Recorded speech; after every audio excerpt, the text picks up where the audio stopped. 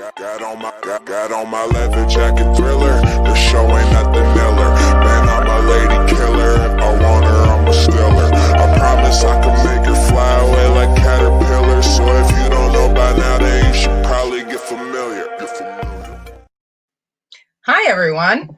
Welcome to Vaughn Agency Ask the Expert. My name's Leticia Remauro, and today I'm flying solo, which is a little bit scary and interesting for me. George, my partner, has been called away, and so we decided that rather than not have a show, that we should do it alone. And so here I am today. And today I'm going to be taking your questions, your comments, and we're going to be discussing some of the events that have taken place this week. There are so many things happening in the world right now that it's important for us to talk about it.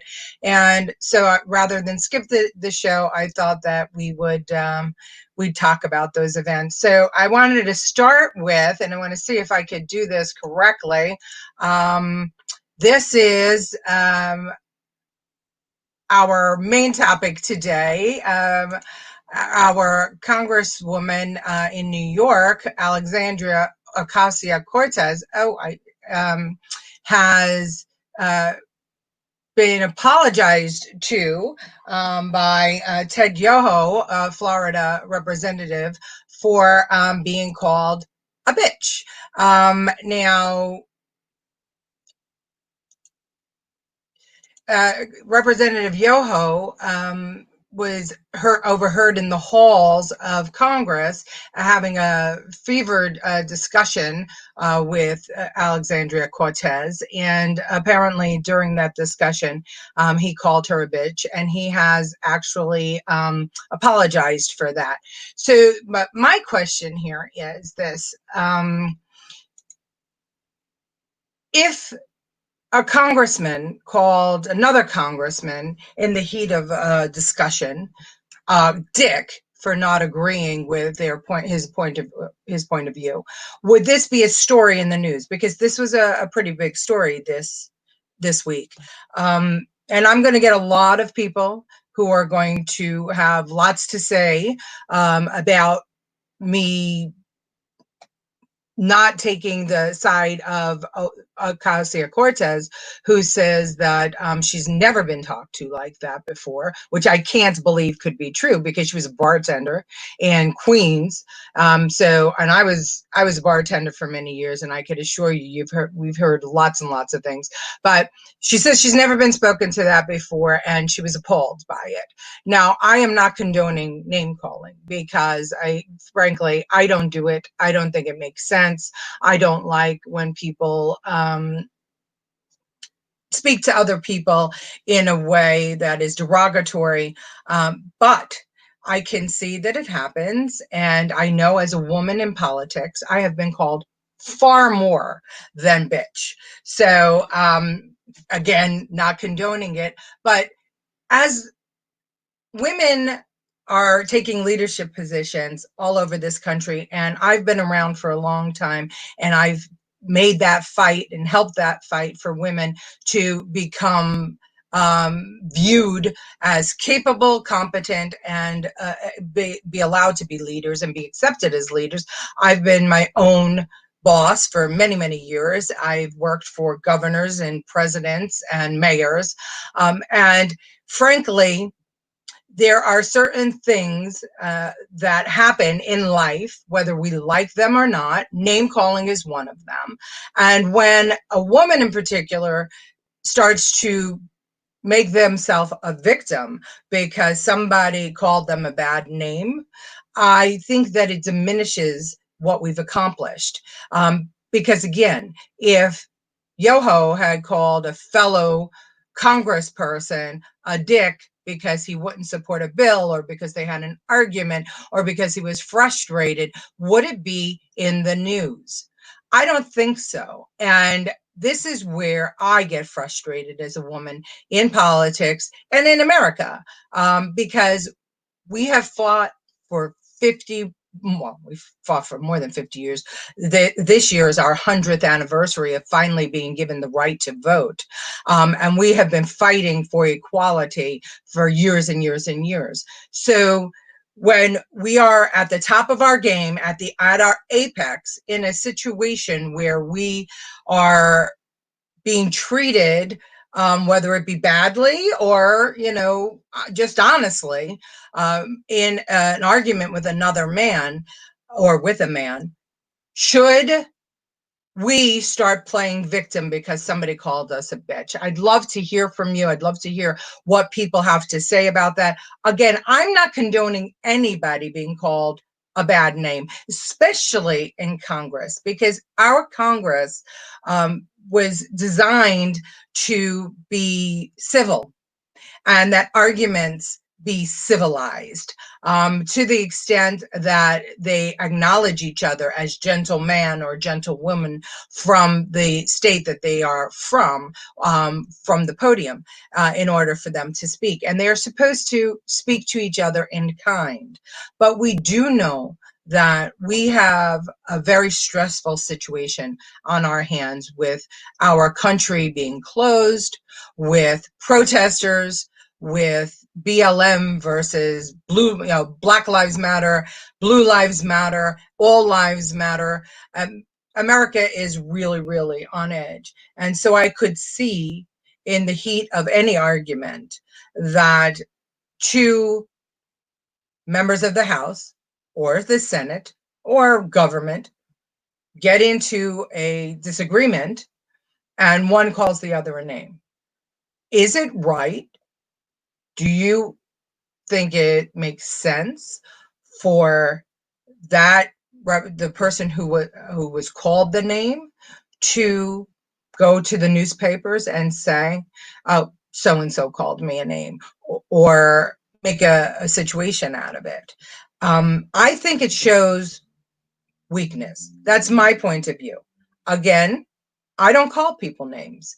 That's who I am. But there are plenty of people that do, whether it's right or wrong. Listen, we're all judged by our own actions. And we have to be able to step up and defend our positions. We should do it civilly, but that doesn't always happen. And when it happens that things go askew, in my opinion, I would like to have seen a more adult situation occur. What do I mean by more adult situation occur?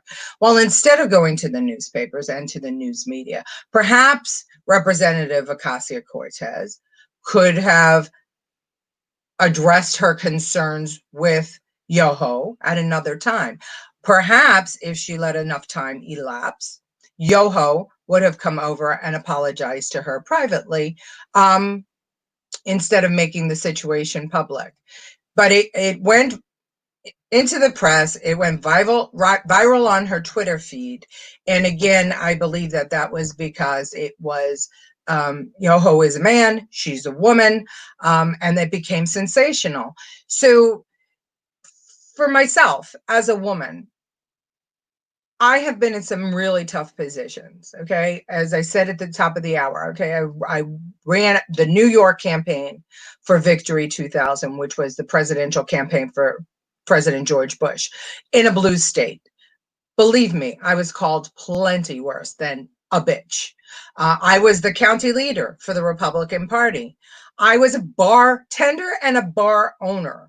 I have heard every name under the sun directed at me, directed at others. The way I handle that situation when I get into it is that I walk away. I don't engage with somebody that's going to sink to name calling, and I move away and I do what has to be done. But never in all the time that I have served, whether it be in my own business as a bar owner or in my business as a media marketer professional, have I ever played the victim. And I hope that that shows that I'm ready for the big leagues, and I'm willing to put my neck out there, and I'm willing to take what's coming at me, and that I'm smart enough to be able to handle it in a way that I get my point across. And that's, I think, what is important, and what Ocasio-Cortez and a lot of the women's movement today does not recognize, that our battle, and it's a rightful battle, and I support it 100%. Our battle is to have parity, right? For men to see us as equals, for other women to see us as equals, and for us to not have obstacles put in our way to achieve what our goals are. And we know from history, and we know from even now, that women, like other minority groups, have had a difficult time rising. Why? Because the world has been, for a very long time, ruled by men, except for in Celtic time, when women were training the warriors for battle. But I digress. You know, in the contemporary world that we all know, women have, for many, many years, taken a lesser role to men. And when I speak to young women who are in school nowadays, oftentimes they can't understand what I'm speaking about, because the movement toward of women up the ladder we've achieved so much that they don't understand always that battle for equality. But we've achieved equality, in my opinion, and the way we've achieved it is not by being victims, but by demonstrating that we have what it takes to do the job. And, you know, Ocasio-Cortez playing the victim over this word bitch, to me, just sets us back. And the newspapers, for carrying it and sensationalizing it, sets us back. And I'm sorry, I don't agree with what she did, because if you have the guts to be in the boardroom, if you have the guts to run for office, if you have the guts to stand on the floor of the House of Representatives, then you should have a thick enough skin to accept whatever is thrown your way. And you should be smart enough and willing to meet it head on. And I don't think that she did it very well. And I think that she just, actually is playing the victim, and I don't care for it very much. So again, I'd love to see your comments on this, because people see things differently. But this is my point of view. My point of view is that women need to stay tough. We are tough. I mean, let's just get it out there. We are every bit as capable at any job as any man, depending on our personality and our education and our experience and our know-how. Where there's nothing that we can't do that a man can do. Nothing. So why don't we step up instead of acting as victims, instead of crying about being called names? Why don't we just step up, let that crap bounce off our shoulders, and continue on our journey? Because that's how we teach our daughters and our sons, to respect us, and that they can be anything that they want to be. And so that conversation about equality kind of leads me into what's going on in our country today with the Black Lives Matter movement. I have always been someone, thanks to my wonderful parents, who has moved freely through any community. I have friends of every ethnic persuasion, every religion, every sexual orientation. And I don't mean people that I just know, or I know their names, or I talk with here and there. These are people that are in my life, who I have dinner with, who I go shopping with, who I support. And growing up in New York, it's an amazing melting pot. And I had a fantastic school experience where I was allowed to meet so many people from so many different cultures. So for me and the people in my family, we never saw color per se. We never saw people as different. We knew that if we had Greek friends or Indian friends or Black friends, that they had their own ethnicity and their own ethnic background and didn't necessarily um, share the customs that we shared, but that made the experience and the friendship all the better. My dearest friends in the world, one is passed now, Nikki Walker, and her sister, Lori Pachin, are Hungarian, and they have been my friends for since I'm 10 years old. So we exchanged with each other's cultures. We learned about each other's cultures, and it was a fantastic experience. Now I know that that doesn't go for everybody out there, because as humans, we tend to stick with people that we have a common ground with, right? We tend to be tribal. And there's a reason for that, especially in America, because as different ethnic groups came over and came into the country, and they didn't have English as a language, they tend to connect together because that's where they're comfortable. That's what they know. It's like being back in their home country, even though they want to enjoy the American dream and take part in the American dream.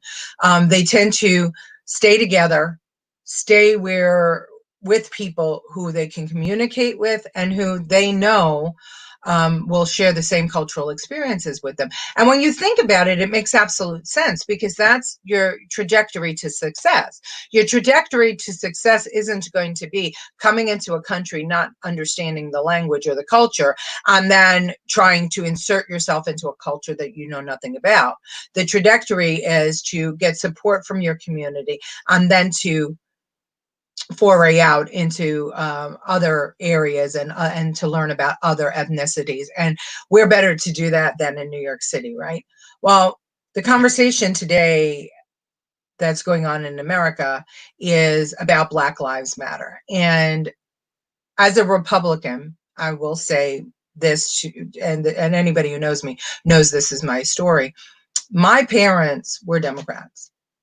My grandfather was a Republican. My grandfather and my father came to this country, so I'm first generation American. Came from Italy.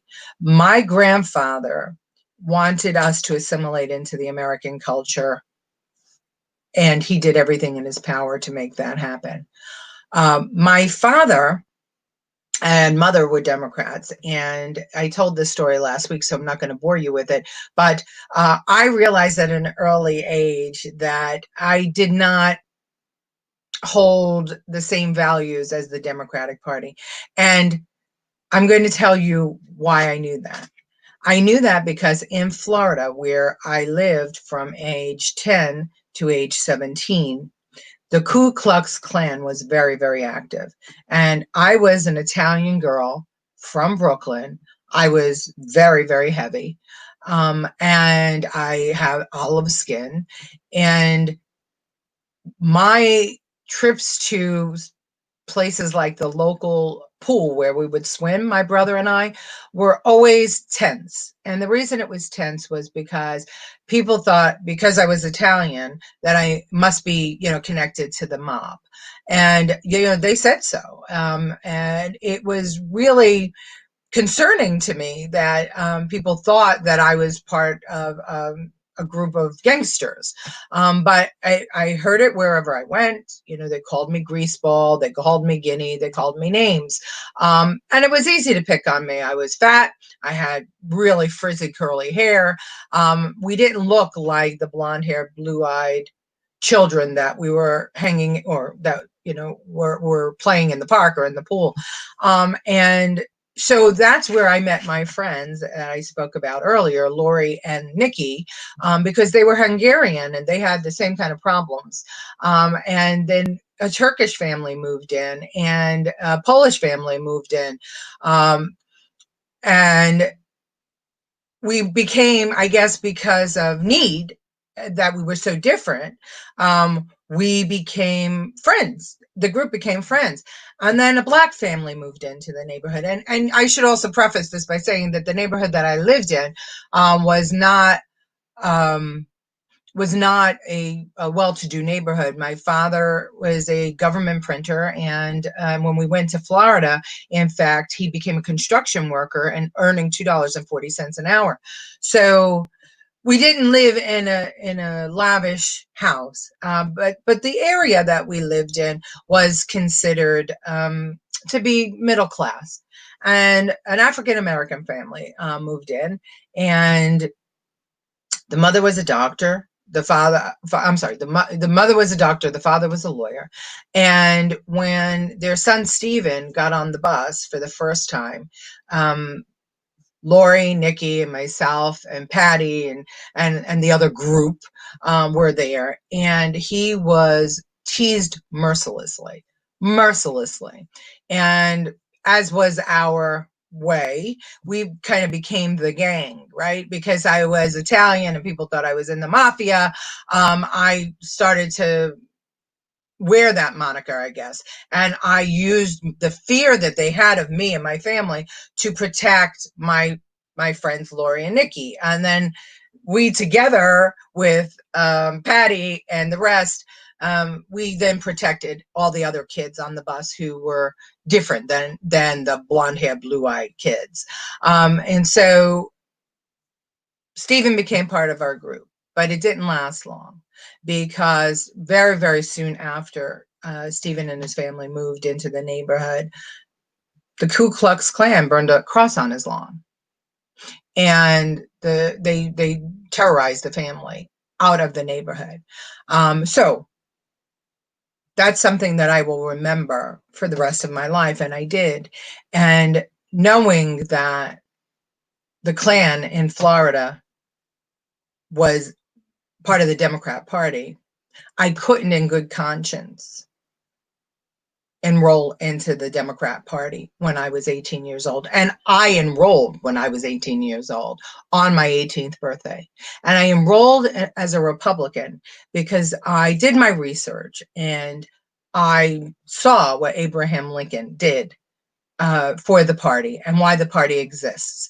And I thought that I could make the most difference there. And I was happy to enroll as a Republican, because if you look through history, the suffragettes and the abolitionists worked together. And the Republicans throughout history, their goal was to take away the hurdles, to remove any barriers, to accept more people and bring them together. Because similar to what's going on right now, Abraham Lincoln needed to unite his country. And so gets me back to what's going on right now in the party. And before I don't want to be remiss, Carl Larson is calling me a mafia lady, and then he says he's just kidding. And he's saying this is a good woman, many good features. She's a businesswoman, elected official, at times an all-around nice lady, and I appreciate that, Carl. And you're a good guy too. And Carl is often commenting on our page. But to get back to what's going on in America right now with the Black Lives Matter movement, it was born out of the horrendous murder of George Floyd. And I don't think that there was a person in this country who would say that that wasn't a murder, because it was a murder. Now, the question is, how do you bring people together and say, look, I'm a Black person in my community, and I'm a Black man in my community, most specifically, and I want you to know that the police, we're terrified of the police. Do you do it by burning down federal buildings? Do you do it by violence? Do you do it by peaceful marches? Do you do it by electing more representatives that are Black and that reflect the country? Well, there are people out there that think all of those answers are right. I could tell you, though, as someone who has not only worked in the Black community, for years, and I have worked in the Black community for years, for many, many people, when you take one group and you isolate that group and say, we all have to pay attention to this group because this group is being treated illy, it's going to literally fracture any support that you have. Now, what do I mean by that?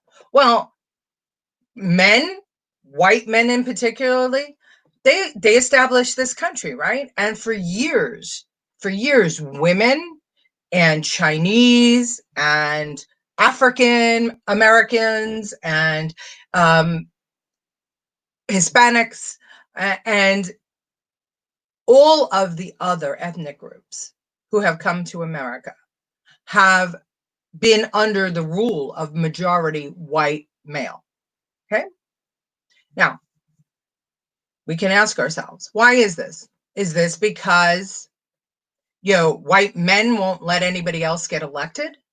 Or is this because as the process goes, people of certain ethnic persuasions or sexual persuasions don't want to run for office or can't run for office or are being forbidden from running for office? Or is it that we have forgotten how important our right to vote is and that we get the government that we deserve through our vote? I hear people, and it's every president since I'm 6 years old, since Nixon, since I remember the presidency. Every president has been called terrible names by the people that oppose him. And I have to say him. I can't say him or her, because guess what? We still don't have a woman president, but I digress. Maybe we'll see one in the future, hopefully. But the most important thing for me is not that she's a woman, but that it's a president that can do the job and can unite the country. And for all jobs that I have a say in, I always say, hire the person who's most qualified to do it. Don't look at anything else but the qualifications. Okay, but again, so for every president, since I can remember as a child, since Nixon, the detractors would say horrific and terrible things to that president or about that president, and publicly humiliate or detract from the president. Never in my lifetime, though, have I ever seen it as bad as it is right now. We elected President Obama not to one term, to 2 terms in America. And there were many people that were detractors. And every time somebody would say something negative, I would hear people say, oh, it's because he's Black. Well, if it was because he was Black, then how did he get elected twice? If America is a racist nation, how is it that we elected an African American to office? We are not a racist nation. We are a tribal nation, I guess, because that's normal. That's human. That's the way animals act. We run where we go where we're comfortable, where we know that we understand the customs, we understand the language, but there's always those that are willing to foray out and to investigate what other groups are doing. And in my opinion, I watch my grandson, who's 15 years old, and I see his friends, and his friends are as as many colors as the rainbow, and also the same with religiously, Jewish and Pakistan and Muslim and Buddhist, and these are his friends. These are the people that he hangs out with, and I look at them date, and I look at them, travel together, and it wasn't long ago that I said to my husband, you know what? We might have finally done it in this nation. We might have finally come to a place where this generation, and he's a Generation Z, will not see color or ethnicity. This generation may just be able to get past that and look at everybody as equal. And maybe you don't like somebody because you don't like them, but you're not going to not like them because of the color of their skin or their heritage or whatever else, because that's the way that we learn about each other, right? Is hanging out together. And I was very, very hopeful that this is where America was going. And all of a sudden, the death of George Floyd, the murder of George Floyd occurs, and we come apart at the seams. And I think I can speak for many people that may not be able to express it. But as someone who is very much aware of other ethnic groups and their struggles, I am not comfortable with what is happening right now. I believe 100% that we have to have conversations about what is going on between the police and the Black community, the Hispanic community. I believe that truthfully. But the way to do it is not to condemn all police. The way to do it is not to say defund the police, because I can tell you right now, I work with a not-for-profit organization, and we have monthly meetings, and the idea of the group is to help a very economically disenfranchised area, which is mostly Black and Hispanic. And at every meeting, the police come. They come as part of the group. Our elected officials come. Our agencies come. I'm there. We all sit. And every single meeting without fail, the community asks the police for more police. Not for less, for more. And this is, the group is, I would say that the, for lack of a better term, because I don't know if they're Italian or Pakistan, I'm sorry, or Spanish or what, the white people in the group are maybe one or two people are represented as, are white in the group. The rest are majority Black and Hispanic. And every single time they ask the police, please, we need more police. So if they need more police, if they're asking for more police, then where did this notion that we should defund the police come from? Where did the notion to disband the police come from? Okay, I see that we're getting comments, so I actually want to get to them, and I'm going to read it. Peggy Newman Padovano joined us, and she said that she's brought up in Sunset Park section of Brooklyn. We had no choice but to fight and stick up for ourselves. There was no running to mom and dad, because if you did, they said go back and fight. Thank God they brought us up that way, because life is tough, and I feel it prepared me to handle anything. When we moved from Sunset Park, we moved to Staten Island and into Park Hill. Again, we needed to fight our way to school and back. Thankfully, after that, we moved to Bay Ridge. And I don't know, Peggy, I'm sorry, this program doesn't allow me to see the entire comment, but I get what you're saying, and basically what you're saying here is that life is tough, and that's how we had to do things back in the day, right? I mean, you were called names when you were young.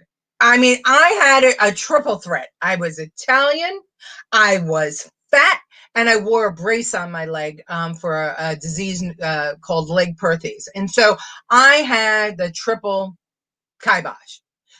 I never got away without someone trying to hurt me or hurt my feelings or call me names.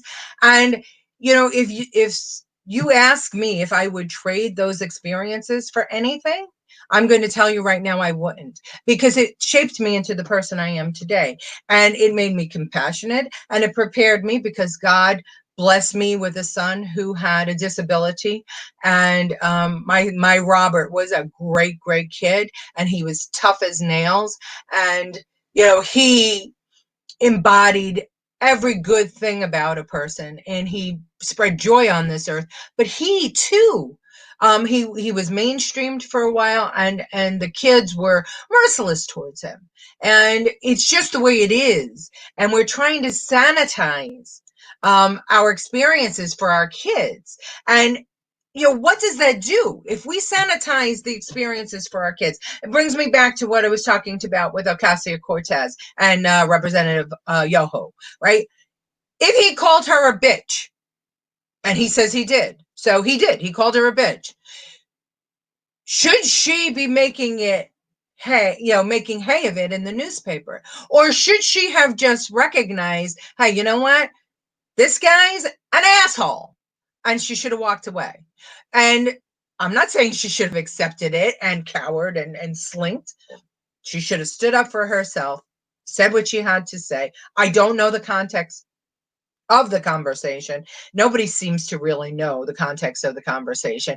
But she, the fact that she made hay of it on Twitter and in the newspaper, it just shows me that she's either hypersensitive, which so many people are today, or she wants to, or she can't survive in the environment. I mean, you cannot sanitize everything.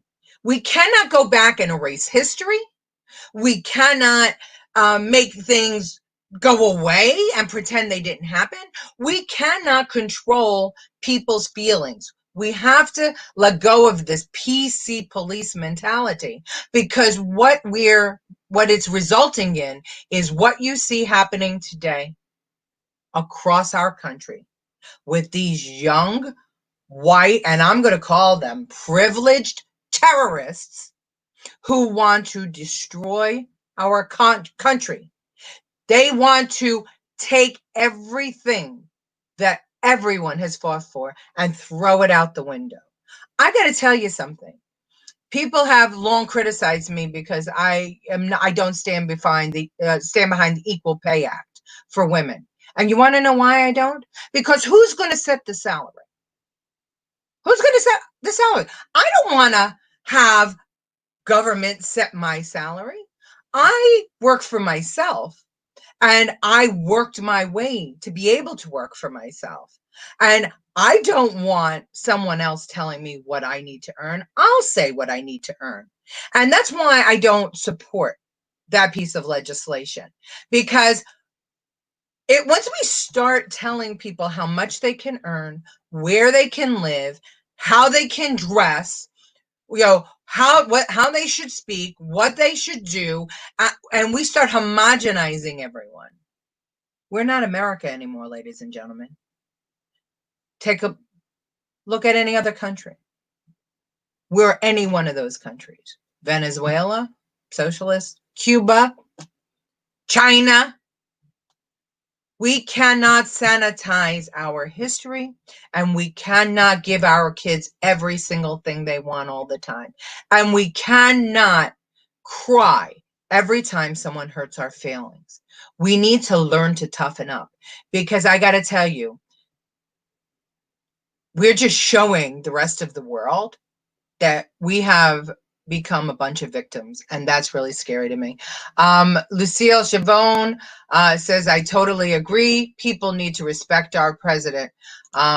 She goes on to say, one bad police officer caused chaos, and that's the truth. Here's the rest of Peggy Padavano's comments.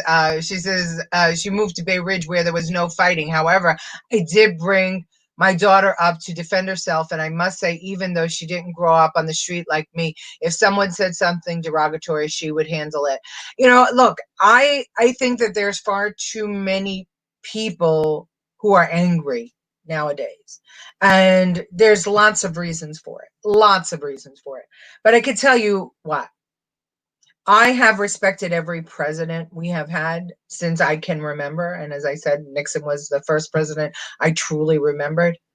And that doesn't mean I didn't disagree with them. And nothing they could do would change who I am. I don't follow the lead of my elected officials. I expect them to follow my lead. What does that mean? Well, look, we're a representative government. We're a republic democracy. That means that every single person who is a citizen of the United States has the ability to vote, to cast a vote for their elected officials. And that means that you can encourage anyone to run for office, and you can vote for anyone who's running for office. And if you don't like the choices that you have, then get involved. Then get involved and throw your name in there. We have seen a severe change take place in the House of Representatives, and I think that that's fantastic. I love it. Do I agree with Ocasio-Cortez or Ilhan Omar or any of the squad? No, I do not. Not because of the color of their skin, not because of where they come from. I don't agree with them because their politics doesn't align with mine. Do I respect what they did by taking a chance and running for office? You bet I do. You bet I do. Because it takes guts and it takes courage to put your name out there, to do what has to be done, and to be judged by others, and to risk everything, some people, to run for office. As many of you know, I'm running for borough president next year. And I'm running for borough president because I believe that my experience in Staten Island, in New York, in Florida, throughout my lifetime, the good and the bad, has given me the tools that I need to make Staten Island a better place for my grandson and for everyone else. And I'm tired of complaining about de Blasio. I'm tired of complaining about Cuomo. I'm tired of complaining about the city council.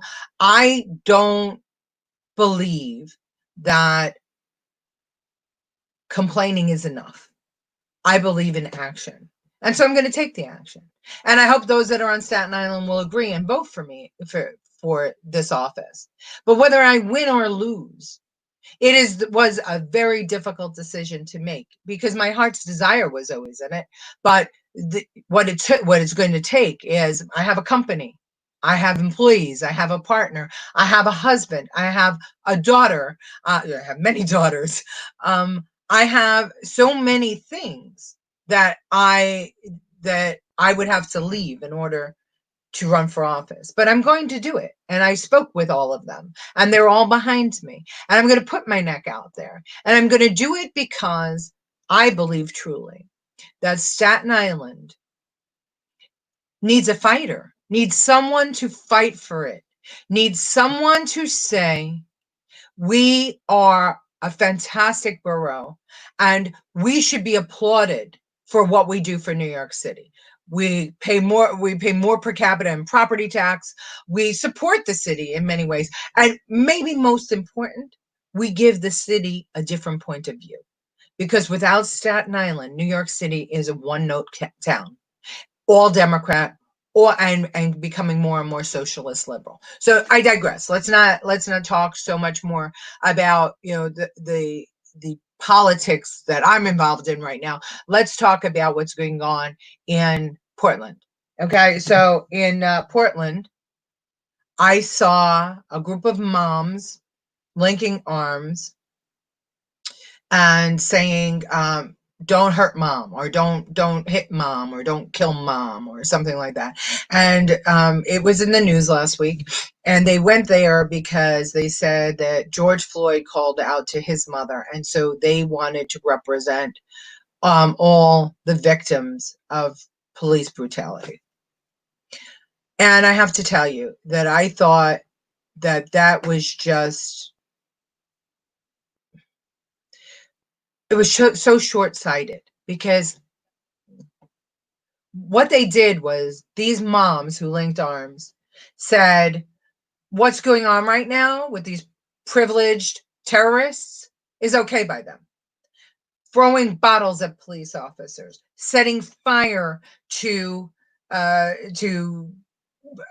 union halls, and trying to set fire to the municipal building. It's all okay with them. The violence that has has been shown and demonstrated, the looting, the rioting, they have condoned that. And don't tell me, oh no, they're only out there in the day and the rioters and looters are there at night, because it is impossible to separate the two. And if you can, I want to know how you're doing it, because I have to tell you, I was part of a peaceful protest. No, I was there the day that I was invited, of the Unity March, when we marched over the Brooklyn Bridge to City Hall Park, when the clergy led us in a march to stop the violence in the Black communities. Why was I there? I was there because I have spent enough time in the Black communities, in the impoverished communities, in the Hispanic communities, and not only they're not just ethnic communities. It's really, and I hate to say that, and I'm getting pulled down the rabbit hole, and I refuse to do it. They are the economically disenfranchised communities, and I can tell you, if anyone has done any work or helped or been a part of or lived in an economically disenfranchised community, you know that it's more than just Black or brown. It's yellow, it's white, it's gay, it's, you name it, just like everywhere else. Economically disenfranchised communities come in all colors and all religions and all sexual orientations. So if you ever done any work there, or if you've lived there, or if you made your way out of there, then you know this to be true. And I marched at the request of clergy and my little brother, Tony Herbert, to show unity, to say the gun violence must stop, because, Black lives matter everywhere, including those that are being lost to gang violence, to illegal guns, and to drug dealing. Well, at that protest, at that march over the Brooklyn Bridge, they call them counter protesters joined us. And those counter protesters were yelling that we should not be walking together, that we should not all be together, because we needed to support the cause, the BLM cause. And that's the only focus that we should have had, was police brutality. How does that message resonate with the majority of people in a country? If you truly want your message heard, you tell me, how do you make that fit everybody in the country, or a majority of the people in the country? Because it doesn't. You can't say police brutality is bad, but ignore the gang violence, and ignore the drug dealing violence, and ignore the hundreds and thousands of people that are being 2,000 in Chicago since January. People have been shot. Ignore that. Don't look at that. That's not what we're talking about right now. Right now, we want to talk about police beating up on Black people, on Black men. How does that make sense? If a group is willing to come together, and there was about 1,000 people at that march, if we were all willing to come together to say, yes, Black lives matter, and these killings and these shootings have to stop, why was that not okay? And why was it necessary to have a quote unquote counter protest against that message of hope? Because the truth is that there is a faction of people that are out there that are using BLM to actually just undermine our country. And that's what's going on. I know this in my heart. I've seen it with my eyes, and I'm watching it unfold. And they are using our children to do it. The children that you and I have educated, our sons and daughters, they are this movement that's supposed to be to save Black lives from only police, not from gangs. We'll get to that later. After what, I don't know, another 1 million people die of gunshot. And, Chicago, the other day, 15 people at a funeral, shot. Why? Why did that happen? And why can't we talk about it? And why aren't we talking about it? I would have much more respect for this movement if this movement was about all lives. And I mean that. All lives. Yes, we have to talk about Black lives and Black community. It's very important to talk about that community. It's important to talk about every other ethnic group. It is important to talk about America as a whole. And not to sanitize it, not to remove statues, not to erase, our history. It's if we're going to do what this country was founded on, which was to be able to change the Constitution, to be able to change how we operate as a government, to be able to flourish and accommodate and accept all the ethnicities, all the religions, all the sexual orientations. If we are supposed to be that country, if we are to do what our founding fathers, and they are our founding fathers. You're not going to see many women there except for Betsy Ross. And you will see, and I gave a speech on this, and maybe we'll talk about this at another time. There were many, many women that fought in the Revolutionary War. They fought as men because they weren't allowed to fight as women, but they did. And there were wives that took up their husbands' guns and their husbands' clothing, and they fought for freedom. So women have been in the picture for a very long time, just as Blacks have been in the picture for a long time, just as Chinese have been in the picture for a long time, and Spanish. The people that are in this country today have a long history, whether it was by being brought here in chains, brought here against their will, having to come here to escape political and religious persecution, for whatever the reason was. The groups that are here have been here for a long time for the most part. And at any point in time, every single group was disparaged and was held down. But we were able to demand rights. We were able to fight for our rights. We were able to go to war for some rights. We were able to change the way we operate as a country. And at every point of change, there was violence, and I'll give you that.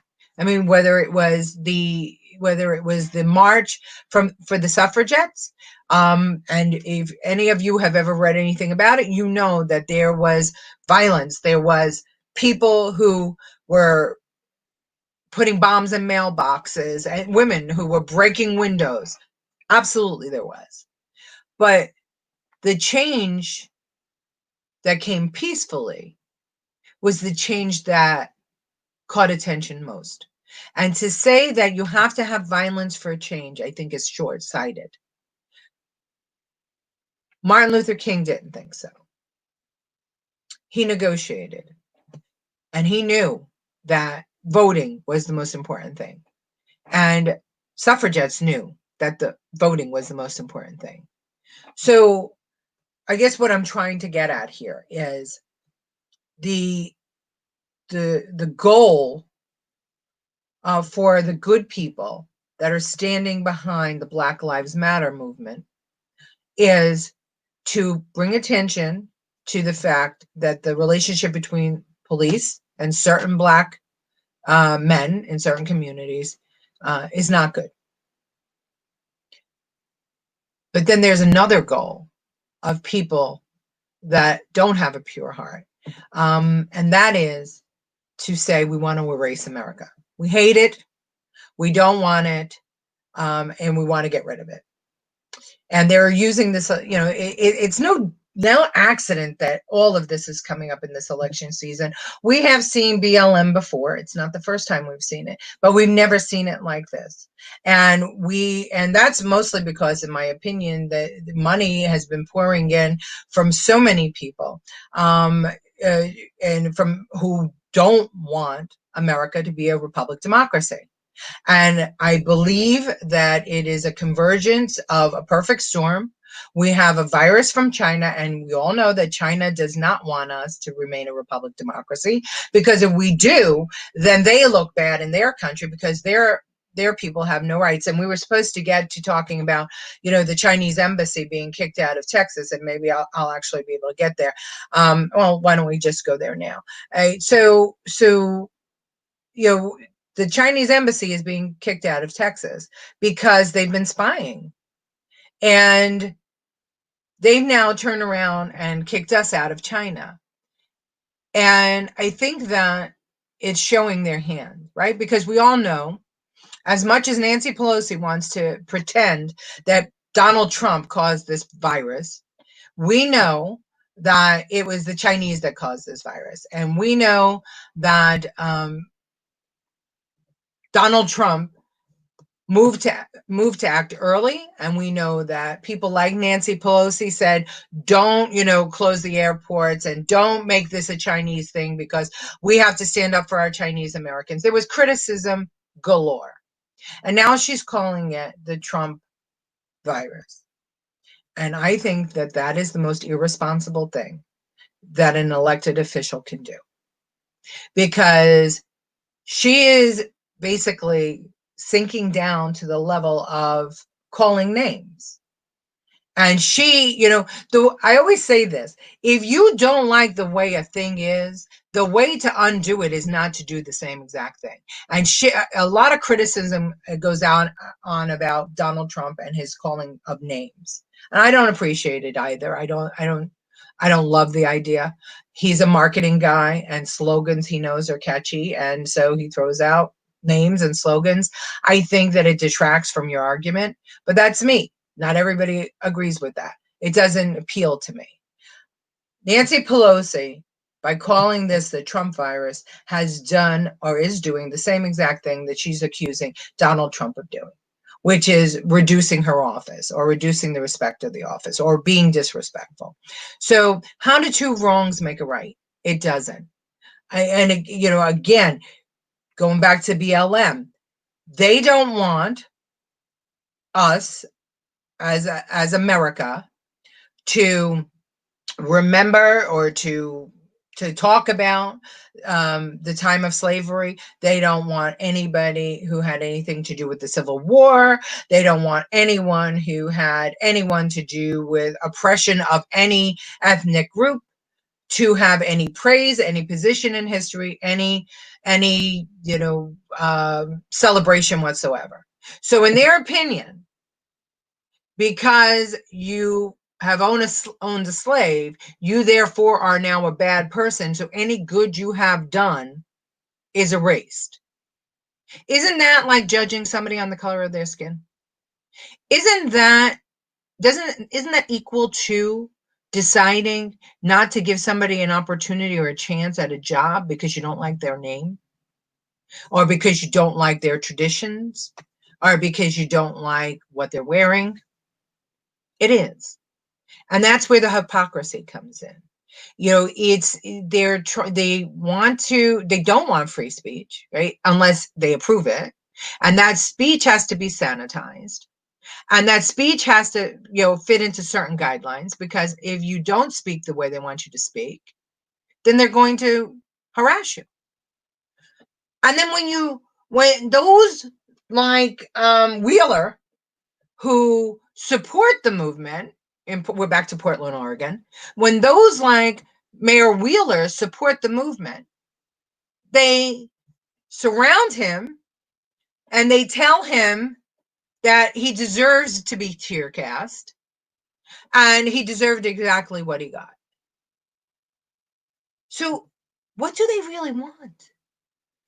How is it that the people living in a community can say we want more police, but people who are coming, white privileged terrorists, educated by mommy and daddy's dollars and some by our tax dollars, can come in and decide for the entire nation that we should have no more police? I've never seen one of the terrorists at one of my meetings in my economically disenfranchised area. I've never seen one of them offer $1 in donations to the churches that are doing good work in the area.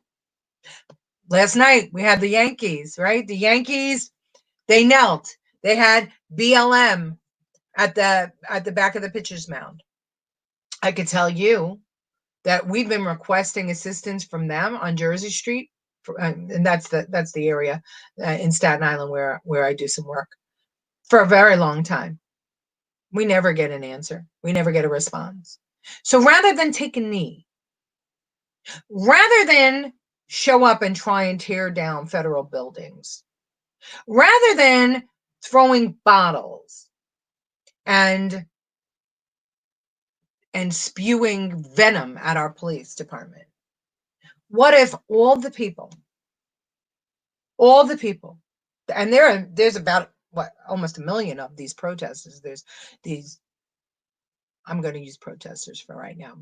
What if everyone who truly believe that Black Lives Matter, what if right now they all go in a group and go to an economically disenfranchised area and rent an apartment, buy something from the local merchants, help clean a park, donate money to build a park, get involved with some business organizations like the Kiwanis who come down on a regular basis to help the kids in the community. Give the children and the families living in these disenfranchised communities an opportunity to learn about having a business, to learn about becoming an airline pilot, to learn about what they can learn with an education, be a school teacher, whatever it is. How about providing a job? Because, I saw on somebody's Facebook page that they said that the spike in crime had to do with poverty. And I believe that that's probably true. I think that the spike in shootings has to do with the gangs who now know, and they've become brazen and now know that they can, get away with a lot more than they could before. So I've gone over, I want to thank everybody for joining me today. I really thought it was going to be difficult to fill an hour, but I guess I am a windbag and I speak a lot. But anyway, I want to leave you with this thought.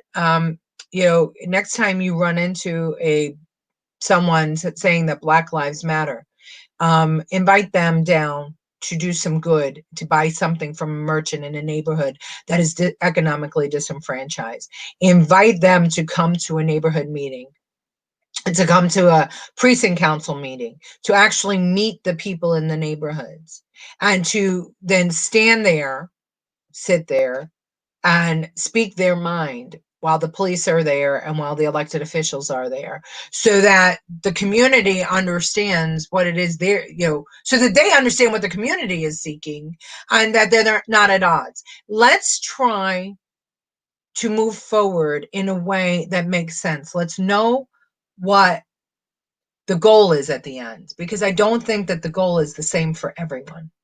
And I think that a lot of these protesters would be very surprised and astonished if they actually came to a meeting, whether it be a local police precinct council meeting, or whether it be a small business meeting, or a community meeting in the neighborhood. So anyone in Staten Island that would like to get involved in the Jersey Street Merchant Associations, I invite you to do so.